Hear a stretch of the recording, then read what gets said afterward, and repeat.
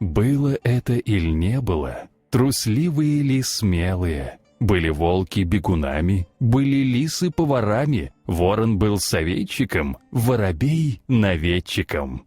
Эта история произошла очень давно, в солнечном городе Багдаде. Правил в то время благородный калиф Хасид. В один прекрасный безоблачный день Хасид расхаживал по своему двору и наслаждался любимым временем суток, когда солнце только заходило за горизонт. Сумерки еще не наступали, а город начинал потихоньку замолкать. У него было хорошее настроение, а это означало, что в такие моменты ничто не в силах было его разгневать. Это отлично знал великий и верный визирь калифа Мансор. Именно в это время он и приходил к калифу со своими делами и просьбами. Так случилось и в этот раз. Визирь пришел к Хасиду и поведал ему о том, что у ворот уже долгое время стоит бродячий торговец со всякими необычными и редкими товарами. Калиф приказал Мансору привести этого торговца. Торговец подошел к калифу и раскрыл перед ним огромный сундук с необыкновенными товарами. Чего там только не было. И ожерелье из жемчуга, и самоцветные перстни, и оружие в серебряной оправе, и золотые кубки, и драгоценные камни. Подумал Хасид и решил, что хочет порадовать своего визиря, и, проявив небывалую щедрость, купил для Мансора и для себя по красивому кинжалу, а жене визиря купил еще и гребень с драгоценными камнями. Сделав свое дело, торговец начал было закрывать сундук. Но вдруг калиф увидел маленькую непримечательную коробочку. «А для чего эта коробочка?» — спросил Хасид, указывая на товар. «Ах, это...» Торговец взял в руки коробочку и протянул калифу. «Я нашел ее посреди пустыни. Внутри нее черный порошок и клочок пергамента. Ума не приложу, что написано на нем.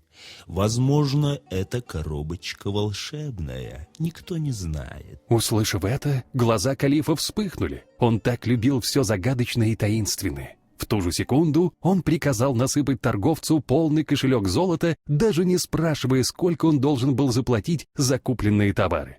Торговец поклонился калифу и ушел. Недолго думая, Хасид открыл волшебную коробочку. Она до краев была наполнена каким-то черным порошком, а сверху порошка лежал пожелтевший кусочек пергамента, на котором был написан текст на латыни. В детстве калиф изучал множество языков, в том числе и латынь.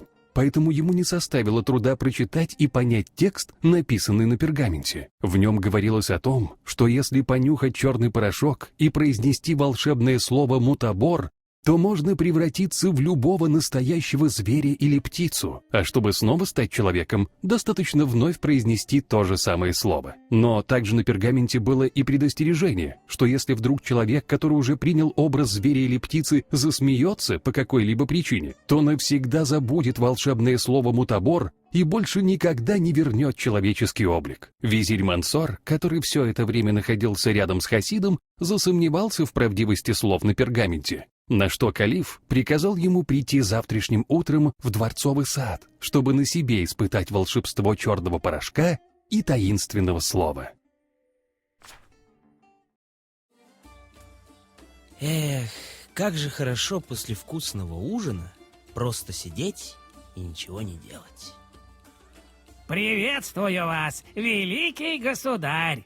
Мансор, мой верный визирь, с какими новостями пришел ко мне? Великий государь, я пришел сказать, что у ворот дворца ходит бродячий торговец и продает диковинные вещи. Веди этого торговца сюда.